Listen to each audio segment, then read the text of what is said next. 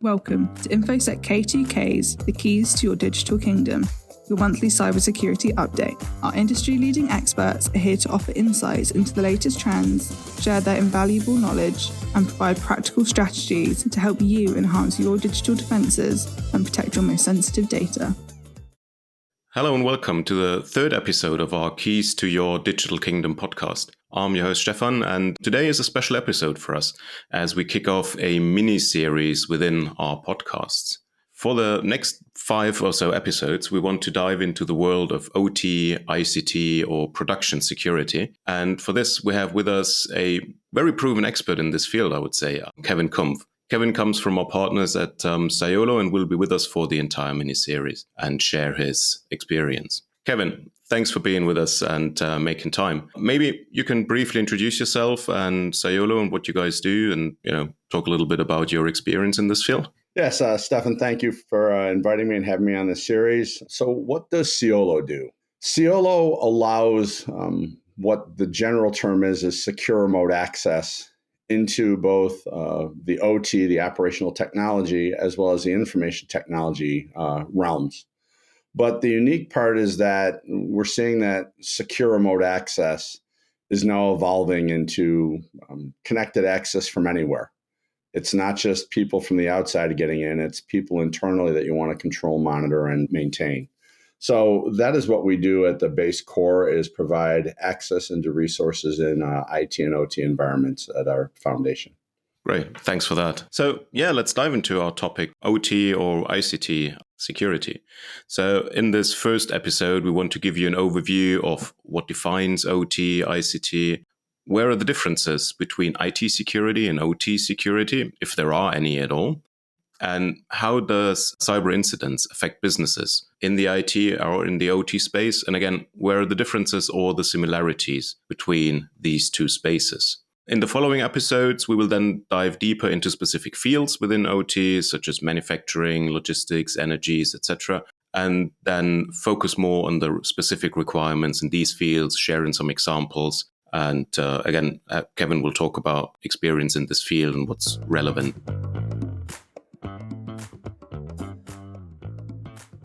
Now, Kevin, to start with, how would you define the OT space and what do you see as part of it and what's really relevant? Just Google OT versus IT, and based on the manufacturer, the vendor, or the partner, or people out there, you get a little bit of a different definition. Some feel it is basically proprietary software running on components at its core. Others feel, and I'm in this camp, that it is things that impact manufacturing, physical systems, production. So when you look at it that way, you have in the IT world your Salesforce, your CRMs, your Word, Excel, PowerPoint, and they are shared resource applications that generally are available off the shelf and basically function in a business productivity way for, white collar type things. In the OT world, it's more of the blue collar where OT has gotten its foundation. So if you look at something that produces milk, the production line that does that, or produces gas, electric, anything that is out there that is basically a manufacturing side, shipping, transportation, even people look at it and say, areas that people wouldn't think, building automation systems. Those fall into OT because it's physically controlling the environment and the operational processes around you. It is, the area of the hard hat, the graded floor, and basically it controls those finite systems in that environment that get things done. Great. So now that we defined and outlined the space, what you say are the differences in focus between IT and OT, if there are any? I mean, in IT, we usually see security is very much focused on the C in CIA, so on confidentiality, as the most pressing issue. Is that the same in OT, or do we see a different focus there from your experience? It's actually the inverse. The IT world is CIA, confidentiality, integrity, and availability. In the OT world, it's AIC. And I argue, and many others do, that there is an S in front of that, which is silent for safety first, but it is availability of these systems. And these systems when they go down, can cause catastrophic things in many instances. The power grid, for example, that is all what we call OT systems out there for the substations, transmission, distribution, generation. If one of those goes down, and many of these we have entities we work with where the systems are 40 years old. There is no backup. You can't go off to the shelf and just say, I'll pull up a backup from 6 weeks ago, 6 months ago, or just install a new version and go from there. People can die. Systems can basically malfunction. It's just a very dangerous area where you do not want downtime. So availability is the key to the OT space with safety. Yeah, and I think this leads us perfectly to the next topic, right? The outcomes a cyber incident can have in the OT space. As you said, while in the IT world, it's mostly about confidentiality and integrity. So the focus is on not losing data, making sure that data stays confidential, not being extracted or misused. In the OT world, an incident or an attack can have catastrophic issues. It can actually cause physical harm to people by manipulating or taking down systems, right? Very much so. And in fact, if you look at just a couple incidents and I don't want to call them incidents because incidents are malicious intent in nature. Events are non-malicious in nature. We had 2 in the US in the recent year that caused people some panic. Number one was the train derailment in Ohio. Was that cyber attack? Was that a cyber threat that took the train off the rails? It turns out it wasn't. It was just the mismanagement and not monitoring control systems of components of the rail system. If you look, we also had one last year with the FAA, with the basically airline system. That turned out to basically be a cable that went defective in the process. But the first threat that came out over the news media was it a cyber attack on that system? So if you look at, the catastrophic incident that happened in Ohio and the potential harm that could have happened with our air control and traffic systems here, you realize the importance of what we call OT systems out there. And you realize that this is not the same as somebody hacking into your billing system and you get a notification that says that your personal information has been compromised. This is really about life safety that we're talking here.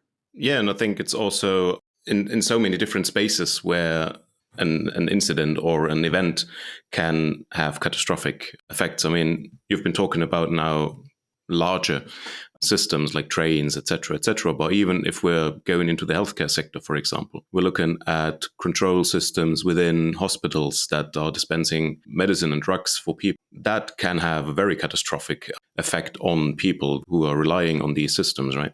Yes, and the medical systems out there are getting, I want to say, finally some attention, because the biggest thing that's driven people is in the US here is HIPAA, for example. And you're seeing, with basically that PII, personal identifiable information, you walk into a doctor's office, they do not use your last name when they're calling you as a patient. They use your first name and last initial.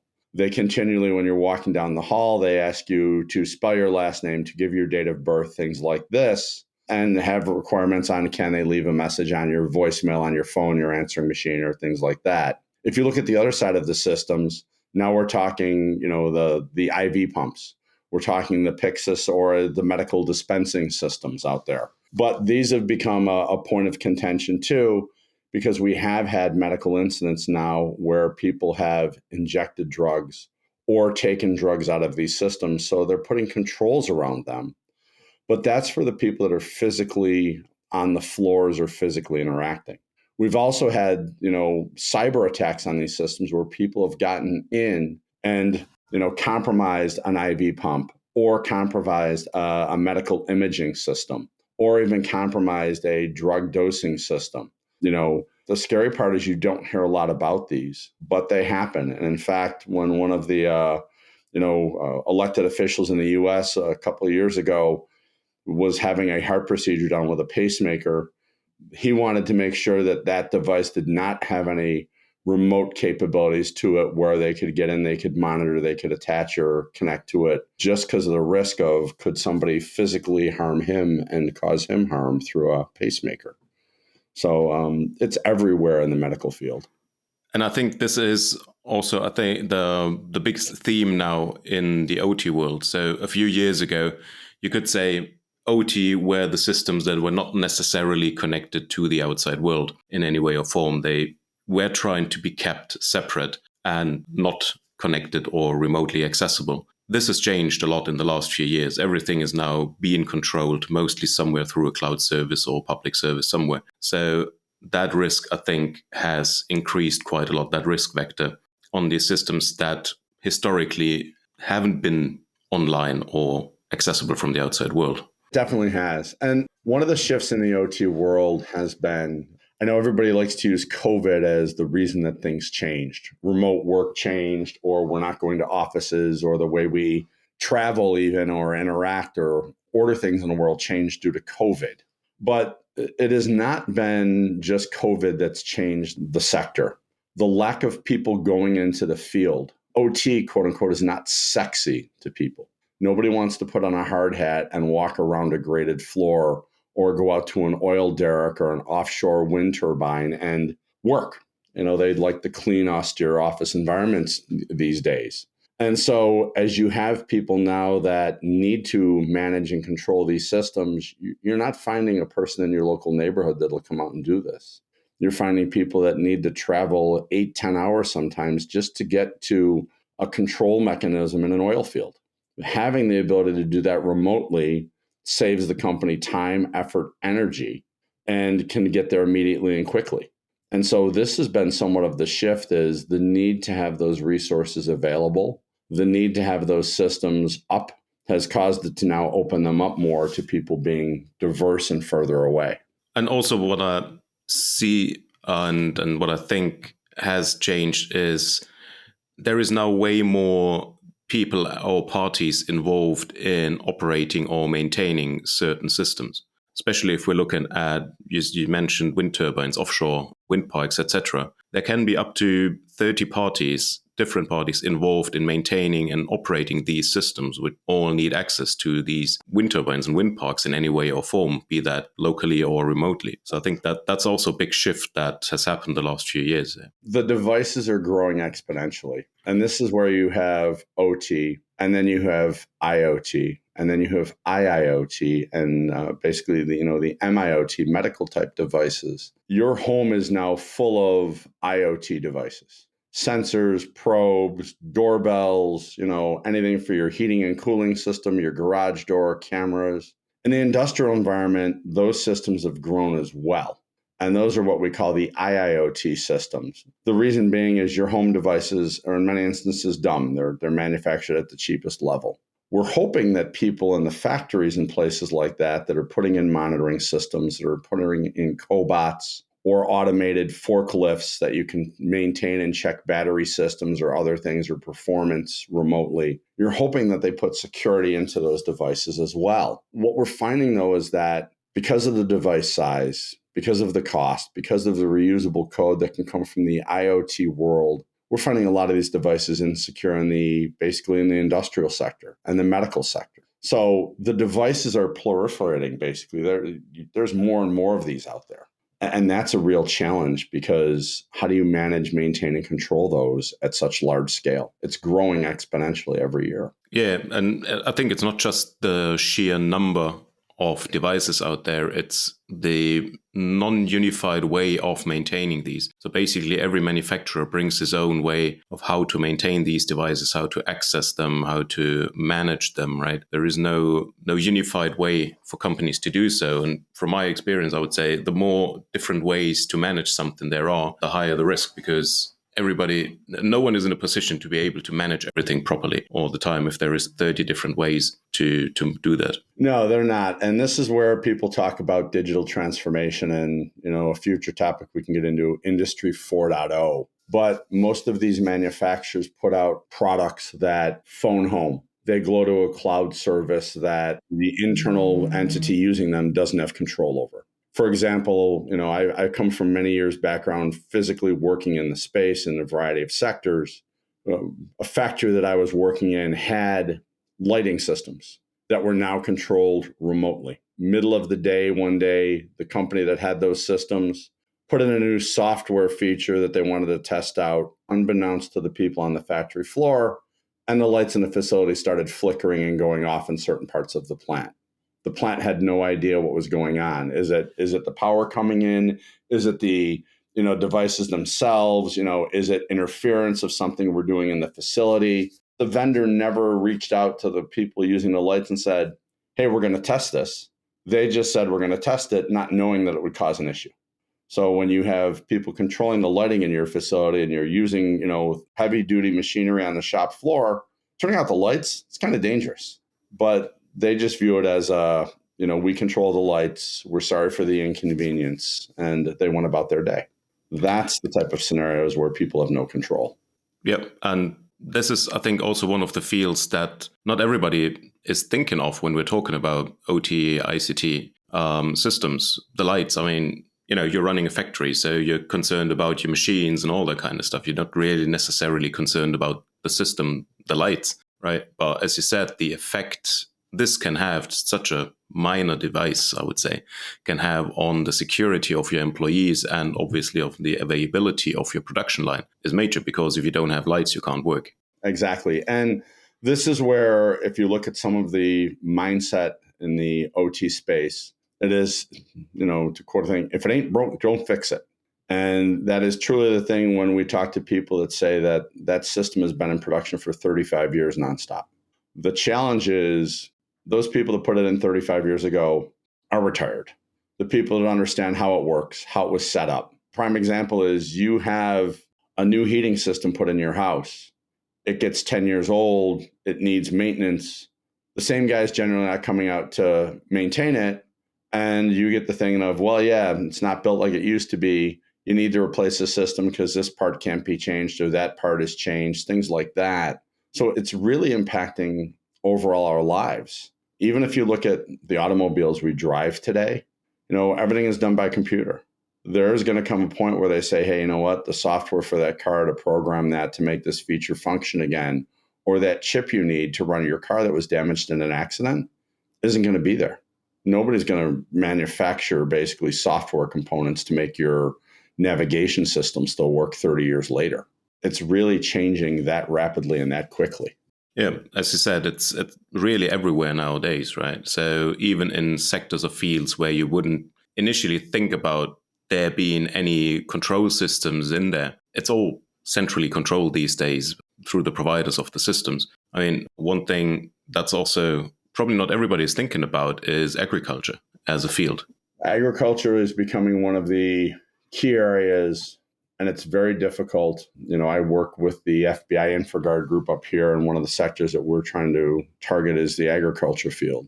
And to go out and to talk to the local farmers and say, somebody could attack your systems, they're like, what systems are they going to attack? Because many of them are still the very low-tech, older tractors and things like that. But as we get into the new tractors, if we get into the new watering systems and irrigation systems, as we get into the lack of availability to have, migrants come out and pick fruit and vegetables, what you're finding is automated systems that are replacing that. So your tractor's smarter. Your tractor's basically, if something happens to it in the field, you're going to get remote support for that tractor through basically, an interactive system where somebody sits remote, diagnosis, figures out what's wrong. But apple pickers, for example, I had it up here where I live. Somebody basically had robots that were out in the fields. They were supposed to be checking the apple trees. They were supposed to be picking the apples properly. Somebody actually broke into the system and was shaking the trees, was putting the injecting of the chemicals wrong into the trees,